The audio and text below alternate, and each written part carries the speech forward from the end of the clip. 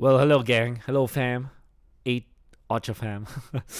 Hello, team. I am back for another video.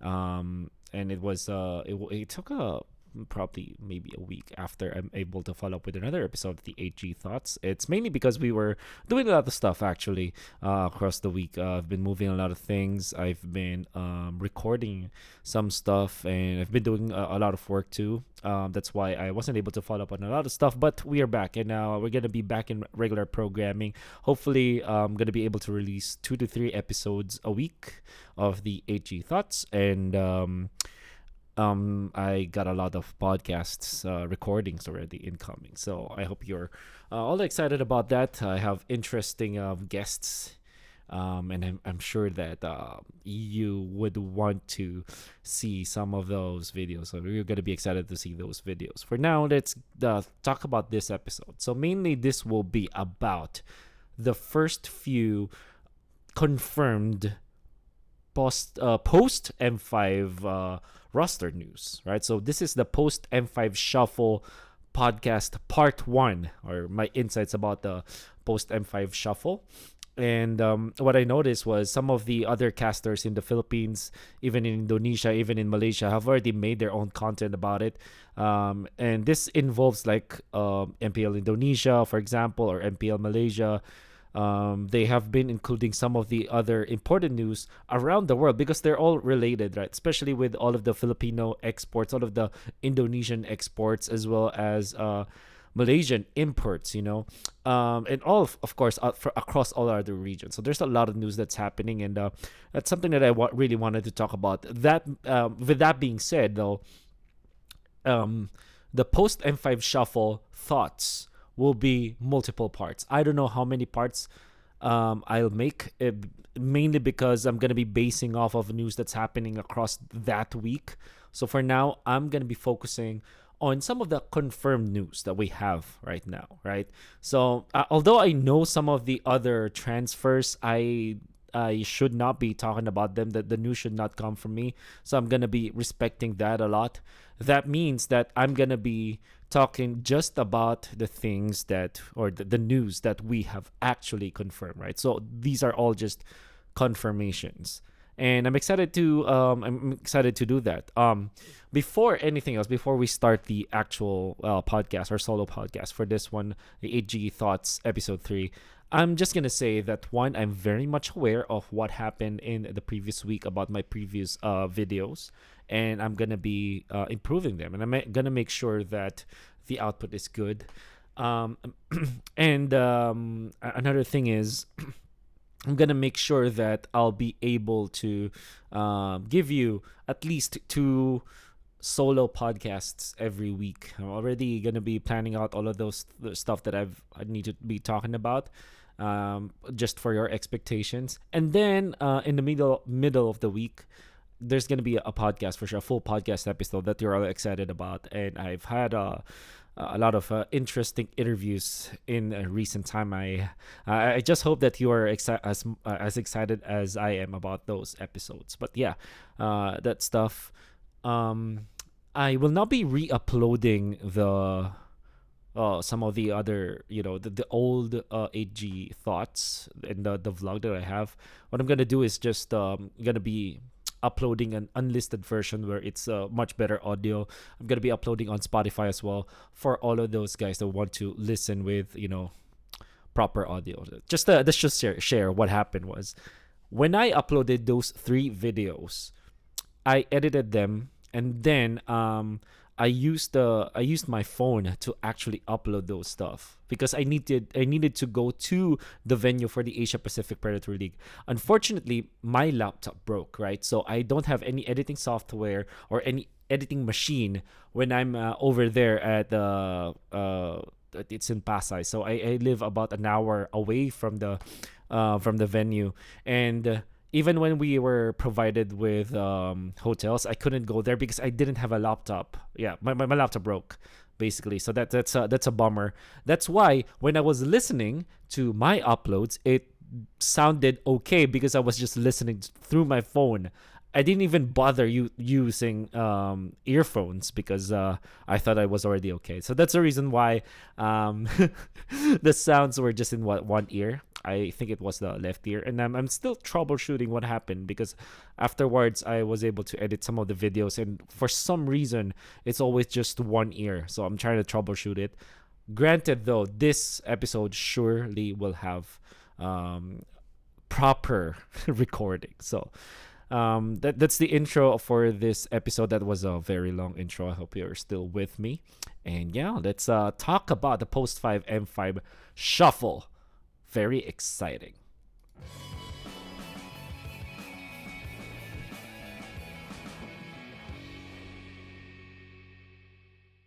Very well. So at least from the side of MPL Philippines, I'm gonna be pulling up the graphics. So basically, MPL Philippines have already mentioned. If you hear notifications, I'm very sorry, because I'm recording through my PC. But yeah. Okay, so right off the bat, there was already a summary from the MPL Philippines Facebook. For anyone who is interested about the Philippines, all the news about Philippines, go check out MPL Philippines on Facebook, as well as One Esports, because we covered that a lot. And a transfer summary so far. I'm not gonna be enumerating all of these, but maybe the biggest, some of the biggest news that you should be taking note of is the almost all of the DR or the Minana boys, the original Cerebrum boys, and Minana boys have been let go. I think that there's only one remaining. And then Nets was also released from Onic, and then eventually he was announced to be part of Homeboys, right? Then Ryzen and King Kong. That's gonna be a very important news in the future when they do announce it. Coach Josh is already out, and then the super duper big ones for sure is the Coach Vren transfer to RRQ. Gonna be talking about that later. It's very important. Irad and some of the RSG people are also released. So that's Eman, that's Coach Theo, and Irad. Irad already announced to be in RQ. And then joining him is Brusco from Minana. So those are the big news. Obviously, some of the other ones are also very important, like Hesu and Yoshino being released. And Rapidut and Cram from Onic are also released. And there's a lot of talks about them going to international, they're going abroad basically, and it's mainly because they're posting stuff anyways, right? So they're posting like all of these teasers. So that's also very funny. All right. So now when it comes to players being released, the important ones that you have to think about right now, at least this week, is that most of the Minana DR slash Cerebrum boys from Minana EVOS were already released. Rapidut and Cram from Onic. Obviously, Rapidut has been part of Onic for ever since season 10, so that's also very important. And then the RSG people have been released, like so specifically Eman, Irad, and Theo. Right now, let's talk about the acquisition. Right, so the confirmed acquisitions across the Southeast Asian region, at least, is that number one, Onic Esports will have no changes. Well, they didn't necessarily say that this will be their lineup heading into season 13, but at least for the games of the future, they will not have any changes. Even Albert is there, even Kyrie is there, even Coach Veno has also been announced there, despite all of the news that he wanted to take a rest or something. So we also have to think about that. And then other confirmations, definitely the biggest news is RQ, right? Because not only did they acquire Brusco and Irad, which was announced earlier on, they also announced very quickly their lineup with some of the new people out there. Coach Vren of winning the M5 World Championship as a tactician, as a tactical coach for AP Bren. now immediately joins RRQ, right? So that's gonna be very interesting. Um, and then Eman, we don't have news yet. As of recording, Coach Theo is not yet announced, but I have an exclusive interview with him. And this will be published when he's already announced as part of his new team. So that's very, very exciting. Okay. So before we head on to some of the other changes, right? What I want you guys to know, all to all of the AG fans out there, all the fans of um this channel, since I was actually part of the media. I mean, I started my esports career as part of the media. Sourcing, or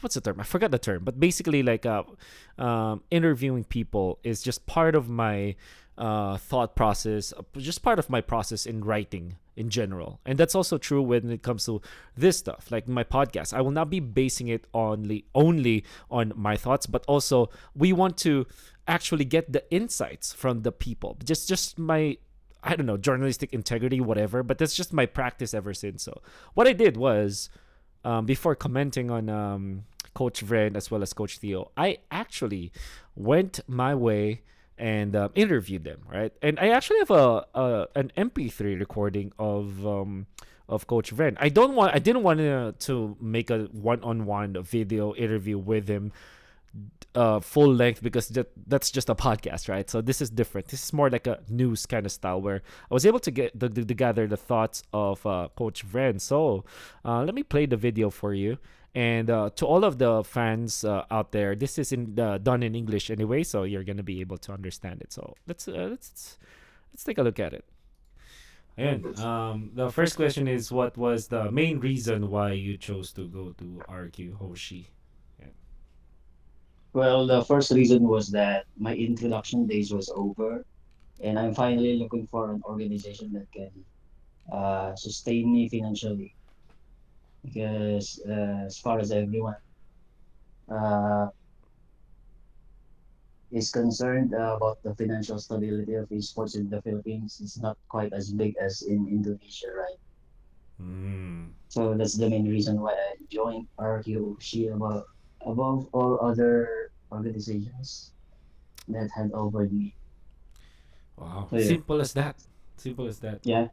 Okay.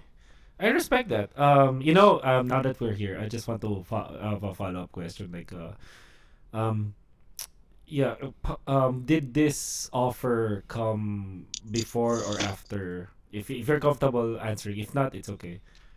Did this offer This come? offer, Yeah, yeah, this offer came after M5. got it. Okay, that's why you said like the introduction phase is over. Like all the people already know you, something like that. Yeah, Okay. and before I was still like, hey, whatever offer you have, I'll just grab it. I just want to Mm. introduce myself to the world. Like, this is me. Wow. It's in, okay, I totally understand where you're coming from. Mm. Okay. Siguro like maybe one of the follow up question. Again, you can answer. You can say you can decline to answer if not. But let's just say that Bren Esports or any other Filipino team offered you the same amount. Would you have taken that deal too? Yes, of course. If Brady Sports have offered me the similar amount, to be fair, I would have extended my contract with them. That's fair. Okay. Next question is, what can you say about Bren Esports and your championship run in M5? Only one word I can say about Brady Sports is that they've been like a father to me. So Ooh. I have this toolkit of the macro specialty, and they develop every other thing that I have developed throughout the year with them, and it made me who I am today after the M5 run. I see. Okay. So what are you bringing into RRQ? Like, what are you bringing to the table for RRQ, Hoshi? Good question. But as similar to every other team that I was in, it's still the same decision making and through macro play. which I think that the Indonesians still is lacking a bit Mm-hmm. right now. All right. Um, Message to all the fans and the supporters. You can also thank the Brenny sports community that also followed you, the Filipinos that supported you, and now eventually the Indonesians that will be a fan of yours in the future. Oh yes, I want to thank everyone who is part of this esports industry, not just only Brand Esports and of course RRQ Kingdom. I just want to thank everybody who has been a part of this amazing journey throughout 2 years in the industry, and I hope you keep supporting all the teams in esports all around the world. Okay, thank you so much, Coach Brendan Lin, Yeah, and good luck. thank you. All right. Thank you, Sir Wolf. Thank you. So that was the interview. So what happened was I only gave him like actually a funny story, right? So I asked the manager for RQ for the interview, and I already told them like only two questions plus one message to the fans, and then I took my time. There was a part of the interview I said, okay, now that we're here, I'm gonna ask a follow up question. I wasn't supposed to ask those follow up questions, but yeah, Coach Vren was a very good sport, and he answered the questions, and there's so many things that we can talk about that. And just with that interview, it kind of confirms most of the questions that we have when it comes to tackling about imports in the Philippines, right? So, for example, the first thing that he brought up was just about the money, right? So he said that his introduction times were over. It's more like people already know what he can do, right? So it's not about his it's not about it's no longer about him proving what he's worth. That's what I'm trying to say. And right now, we can say that after winning M5, that's oh man, that's a good addition to the resume. So no matter what happens, he will land in a team that will be offering him good enough money. And I think that I definitely respect Coach Vren's decision after. And the fact of the matter is, he himself confirmed that it's not like he's shying away from the question. He didn't. He straight up answered it's about money. Basically, it's about who has the better offer. And he even said like if it was AP Brand that gave him the same amount of money, and let's just say another what Filipino team offered him the same amount of money, he would have taken it. But then he also said that the economy when it comes to like salaries and all these offers, it's not the amount of money you can get from Filipino organizations will not be the same amount as Indonesian teams, right? Indonesian organizations. And maybe it's mainly because of the imports. I don't think that everybody in the Indonesian or in Indonesia is getting paid as much as the imports. It is just natural to pay imports slash exports or foreigners more money than your local team because of many things, right? I'm sure that not everyone in RRQ will be paid as much as Coach Rin, and I'm sure that not everyone in Onic will be paid as much as Kyrie, for example, right? That's also very true for other imports. It's just natural, even in other sports, right? Even if you import a foreigner to a basketball team in the Philippines, for sure they will be paid more because of what they can bring to the table. So it's absolutely uh, that's just natural. Let's just say, and it's great because he himself told us through that interview that it's just about his financial stability that he's looking at. It's mainly being responsible as an adult for himself because well we ain't getting younger, you know, and the economy right now is pretty bad. So you would get as much opportunities as you can, right? Maybe in the future where I'll be able to get the opinion of AP Brin. But right now, at least we know what Coach Vren is feeling. And that's the reason why he went to RRQ. It's made easily because of the better offer, right? So it's just a much better offer, and it's something that it's difficult to how to say this, to refuse, right? And I've been talking to a lot of coaches here in the Philippines. Even for myself, I'm getting offers as well. But I'm not as good as the other famous coaches. That's why I'm not able to get the proper offers. That's why I eventually never really got into a actual full time coach because I felt like as a responsible adult, I have to weigh in my options, and usually it's almost just about the money, right?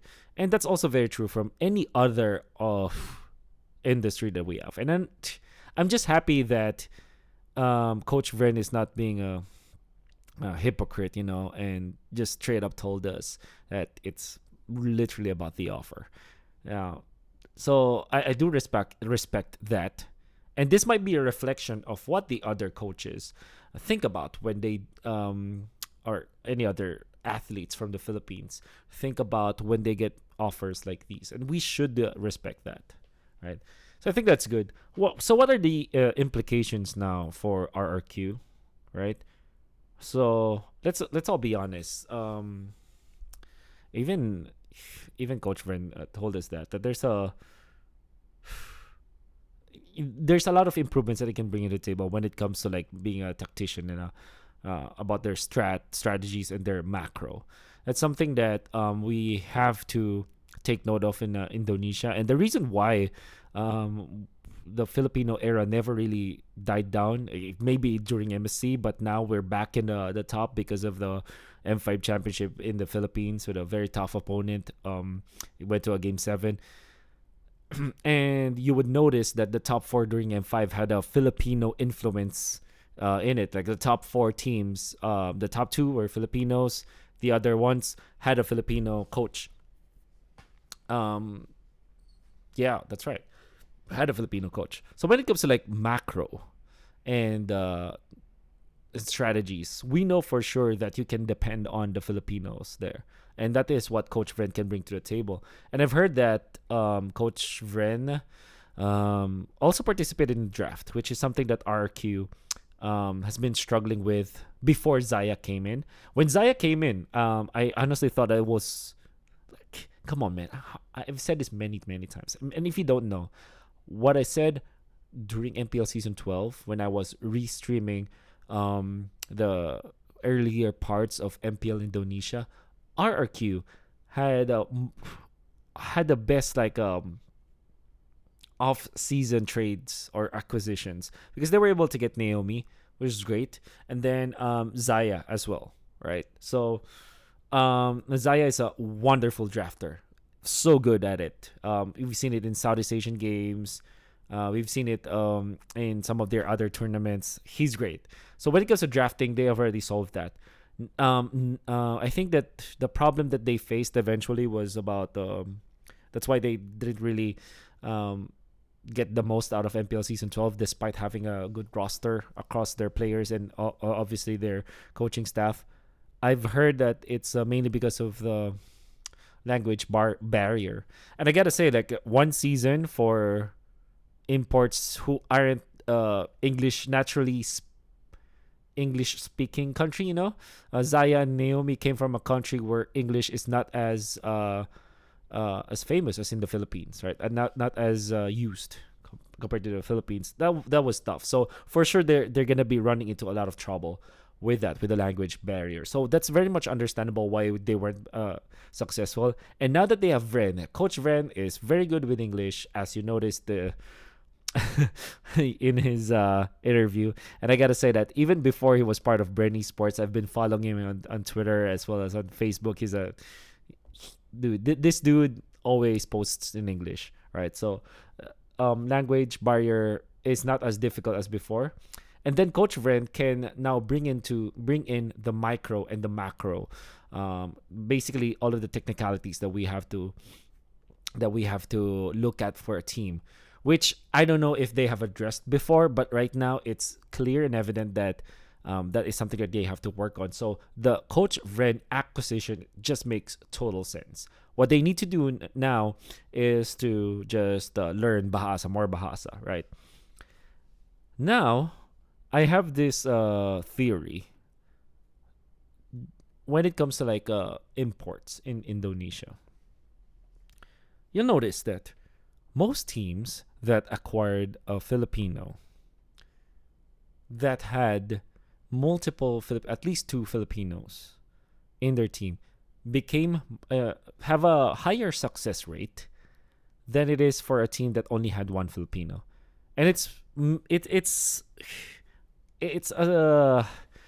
it's just many things, right? That you have to think about, and this is not only applicable for Indonesia. This can also be applied in other nations as well. For example, in Cambodia, um, the success rate of teams that import Filipinos to their team is lower when they're just getting only one player than getting two Filipinos, be it a combination of a coach plus a player or two players. And the reason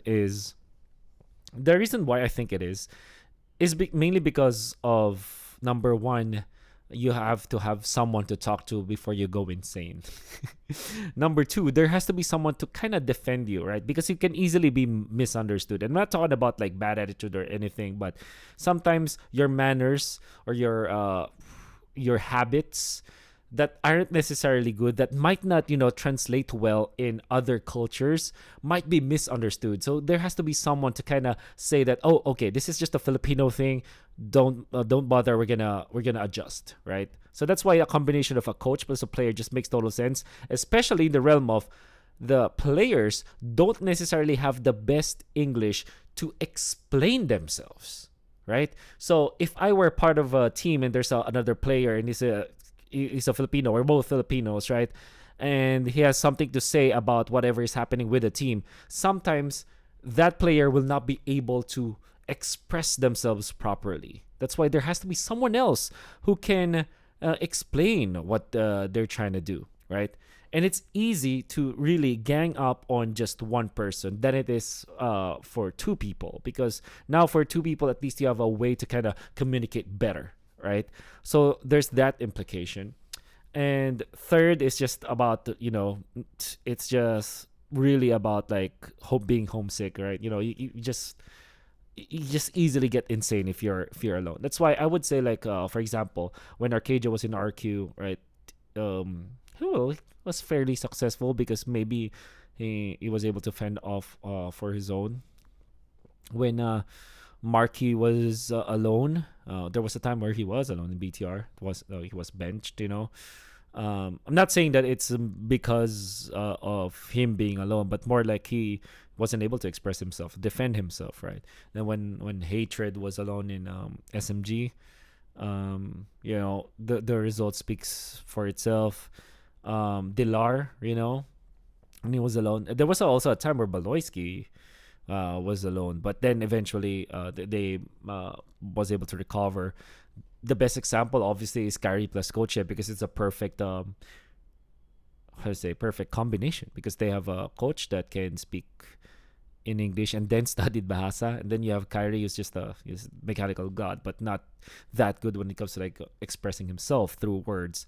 You have now Coach to deal with that. So it just makes a lot of sense. That's why now for RRQ, they try to do the same thing with Naomi plus Coach Zaya. It wasn't enough, mainly because of the difficulty when it comes to like their command of the English language. But right now you have Coach Vren, and then you have Irad plus Brusco. That's why I thought that the reason why they got both Irad as well as Brusco is that they have to find someone to go with Irad, right?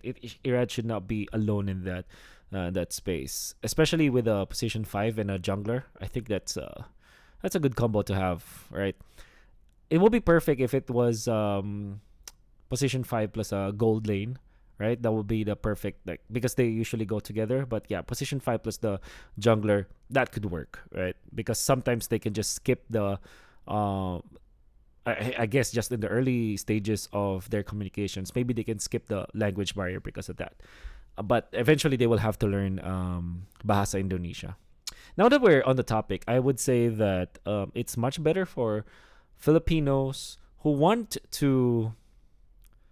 are being imported, yeah, to learn the local language instead of settling for English. That's much better. Obviously, our English is already okay. It's understandable, but it's much better to learn the local language, right? So that's one thing that the Coach Ren and the gang should be working on. So, um, that's one thing that I want that I feel should be talked about when it comes to like all these announcements for RQ. And the one footnote here for RQ as a kingdom, RQ kingdom is fierce, and we already know that, right? So they are they are very passionate about their fandom. So that's one thing that Coach Vren should also look out for, especially because of the high expectations, right? RRQ spent significant amount of money just to get Coach Vren, Irad, as well as Brusco.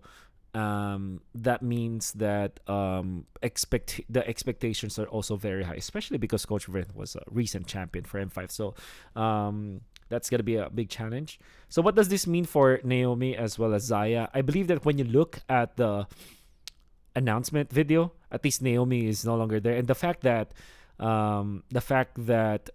already you have Brusco as well as Irad as foreigners for the team. They already have 2 foreigners, so they cannot have 3 on the active lineup, right? So you always have to have 3 local players play in. So that's gonna be a problem. So I think that generally confirms that maybe Naomi's no longer part of the team. But somebody told me that somebody like awakened my mind, like the possibility of an MDL activation, right? So there's a MDL Indonesia activation that maybe Naomi could be part of, and then they can even swap like Brusco and Naomi if Naomi steps up, or if Brusco steps up, or somebody else steps up, right? So there could be changes in there, and that's the beauty of having the MDL, as well as beauty of having a great big franchise such as RQ. They can play around all these stuff. So that's the thing. What does this mean for Zaya, right? So I hope that they retain Zaya, especially because of how smart he is when it comes to draft. Like imagine Coach Vren and Zaya. Oof, man, I'm calling it now. This probably is the second strongest team in MPL Indonesia. I don't even know what the other lineups will be for MPL Indonesia, but what else can you possibly like form, right? So Onyx should be the top one because their edge is chemistry and their experience. Their chemistry is just untouchable, and I've heard from some of the interviews that they're okay now. They're not tilted or whatever. They're not that depressed about what happened in M5, so they're ready for the following season. So for sure their edge is chemistry and experience. So I'm sure that if you give this lineup from RRQ Hoshi a year, oh my god, they're gonna be great. And one thing I want to say is that I hope that they don't change too many pieces in such a short time. I hope they don't change things around so much, so that they can improve on what they need to improve on. So I hope that they think about this as a development kind of venture. So hopefully this is not like if they went badly for first season, they're just gonna be moving things around so much. Hopefully that's not the case. So you're gonna have to give it time, that's a very important update. Man, I can't believe that I've been talking about just a small part. It's a big chunk, but majority of it is just about like Coach Vren, because I think that this particular change just with Coach Vren and the way that he answered my questions merit a lot of like talking points, and I think that we already talked about that, and for sure in the future we're going to be talking about that. I wanted to get the opinion of other coaches about this move. So yeah, So that's RRQ. Now, as of recording, we don't know yet where Eman will land. So hopefully, I also get a chance to talk to him. We know, however, where Coach Theo will land. Previously from RSG, and now part of EVOS. Well done, good for the guy. So I was able to talk to talk to him, but I wasn't able to get an audio recording because of our scheduling conflicts. Well, particularly mine. So, but I did get a chance to ask some questions about him. So, the first one, so I asked him. First question was, this was in Tagalog, but I'll directly translate it. So, why did you choose? The first question is, why did you choose to go for the team, right? So he said, actually, there were a lot of offers for me from different Indo teams, but EVOS had the best offer for me. And then when I saw the lineup of EVOS, I loved it. I liked it. All right, so that was the answer. That was the raw translation of his answer. So basically, he said that, okay, there were a lot of offers, but EVOS had the best offer. And going back to what Coach Vren said, well, this is always going to be the deciding factor. And the fact that he saw the EVOS lineup, so what we can confirm is that even before this offer started, EVOS is already making the moves and they already have their lineup. It isn't announced yet, but the fact that a coach from the Philippines liked it, that makes me excited. I believe that Taz is no longer part of EVOS. I wonder who they replaced him with. So that's gonna be exciting. Then the next question that I asked Mr. Theo is, what can you bring to EVOS? Or what can he bring to the table?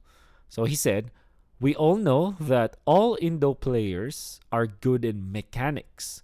The only problem is that this is Theo, need to focus on their decision making and how to be good in macro and how to set up regarding in all of objectives. So that's a rough translation.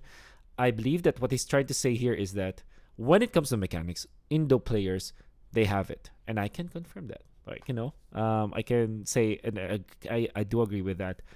Majority of the reason why they were successful is because of their decision making.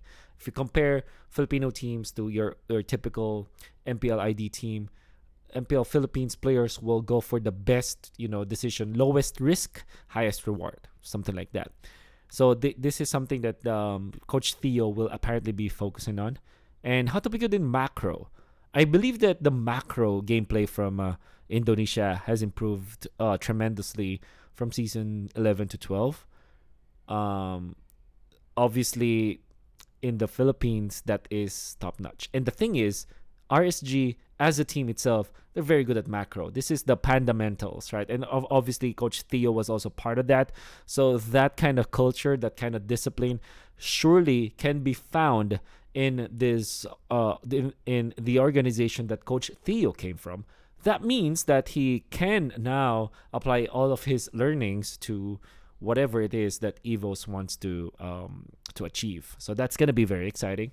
And I'm happy that he said like how to set up regarding in all objectives. That means that before the turtle, how is your turtle set up? Your turtle 2 will be different from turtle 1.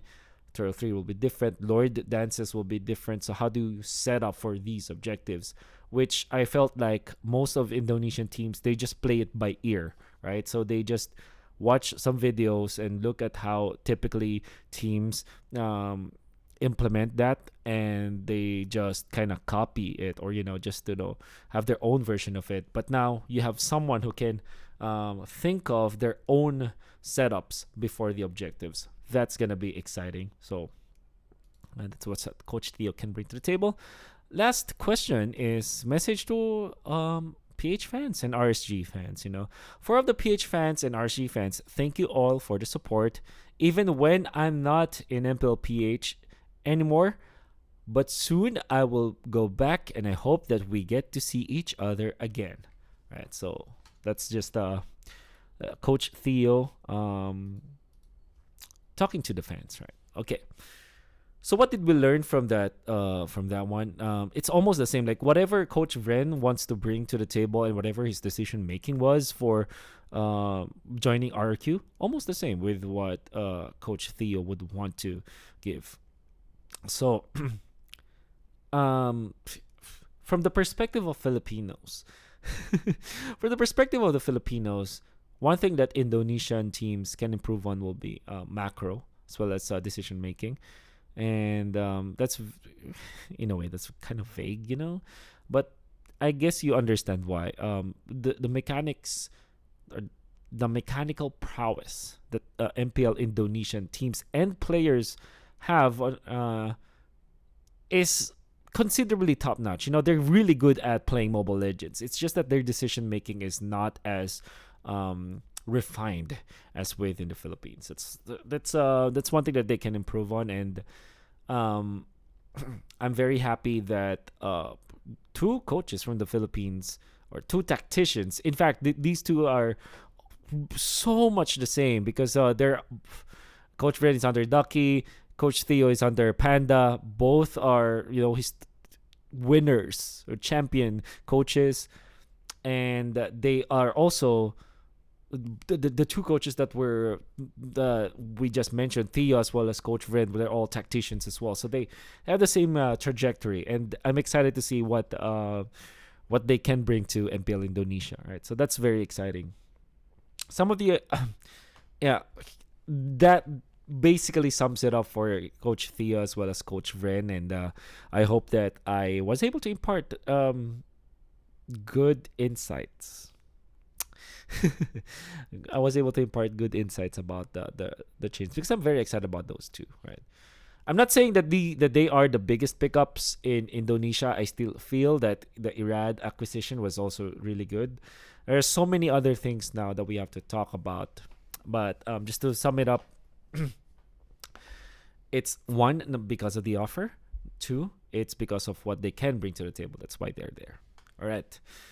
I gotta move on before we end this HG Thoughts episode because I've been talking for quite a long time. I hope you're still with me. First is Odile goes to Homeboys. This is gonna be good because Homeboys is slowly building up on their repertoire as a team. Having a veteran like a Kage, right, in their lineup, that's gonna be great because of the experience as well as the skill that he has and the knowledge that he has. And the thing is, they can skip the language barrier again because this is an Indonesian going to Malaysia. So it's Bahasa Melayu, or Bahasa Malay. I'm sorry if I butchered that. Bahasa Malay as well as Bahasa Indonesia, they're almost the same. And that's why I felt like Homeboys before had a really great idea getting two Indonesians. Then I believe Fly Solo has a new home. I was able to interview him with a podcast that will be uploaded very, very soon. And I think that they also announced this. He has a new home. So we don't know. He hasn't announced it yet, but I'm very, very excited about that. Rindo and Owl, experienced, and Owl is a medalist, so they will be going to Burnix Flash. I'm excited about those kids.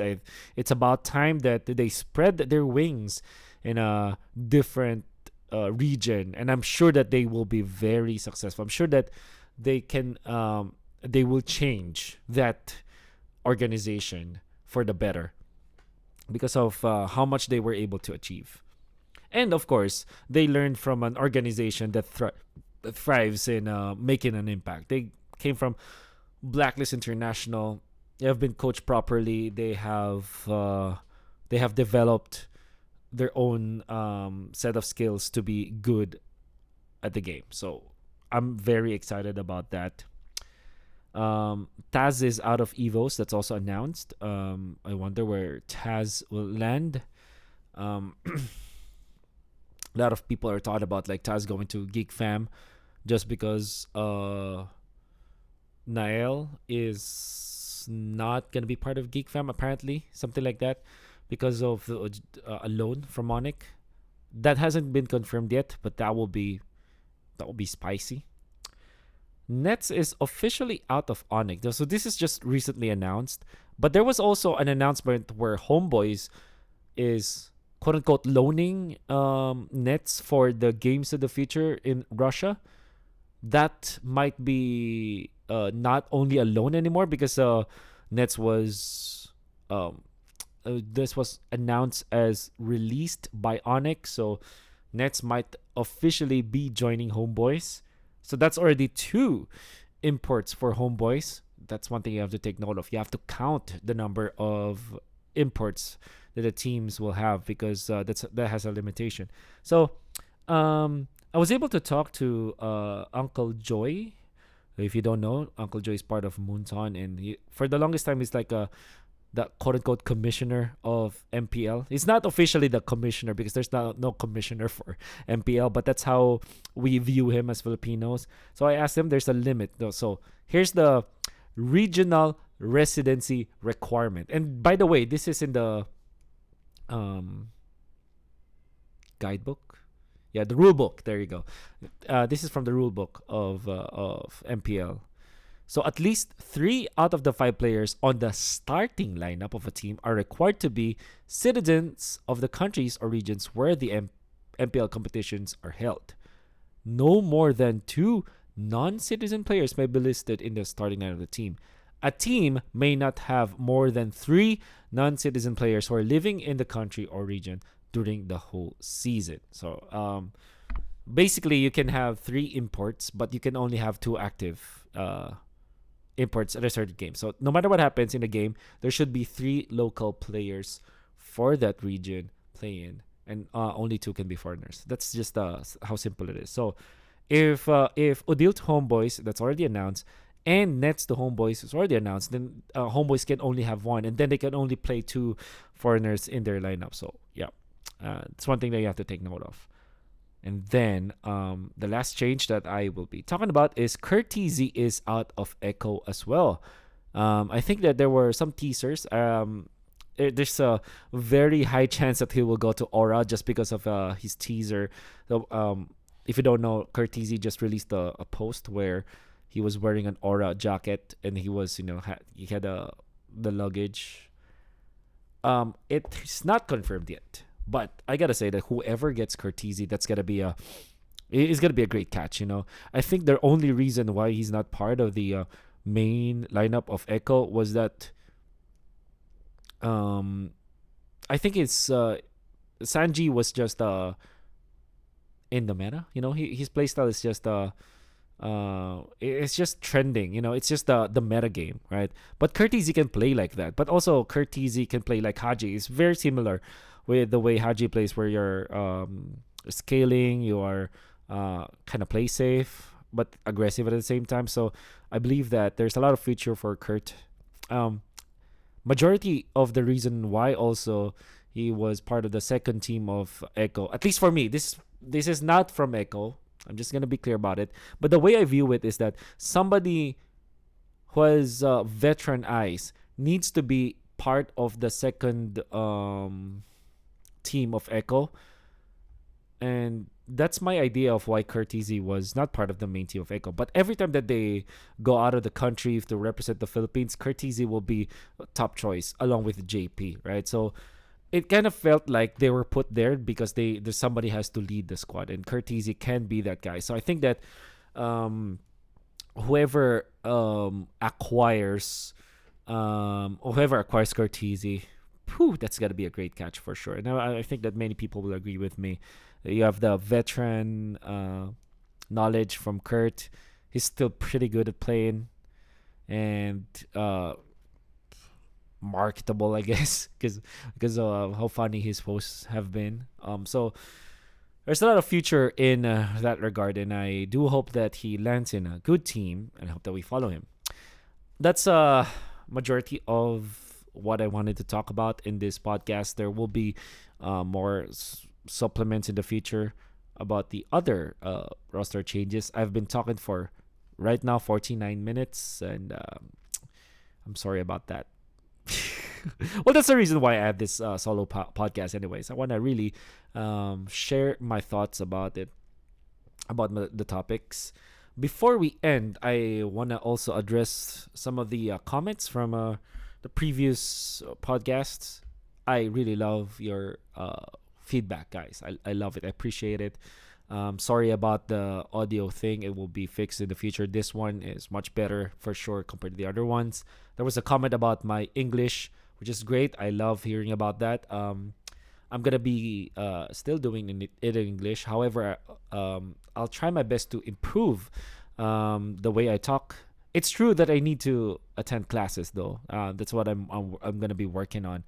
One thing that I realized recently is that it's very difficult for me to adjust my English because I'm talking to other languages as well. Actually, right now I'm talking to I've been working with many many people from different parts of the world, particularly in Southeast Asia, and have to adjust my English with them. So it's really, my brain is just totally just destroyed because of how many accents and how many adjustments I needed to do. But that's not an excuse. Really need to work on my neutral English, and I am working on that. So thank you so much for that feedback. That the following videos that I will have will be the ones where I'll be answering some of your community questions. Right now, because I've spent so much time already on one topic, I don't have the time anymore to answer your questions. But please leave them in the comment section, right? So please ask me questions because I'll try to answer them. All right. Thank you so much for watching up until here. I've enjoyed my time sharing my thoughts, and that's it for this episode of the 8G Thoughts. Till next time.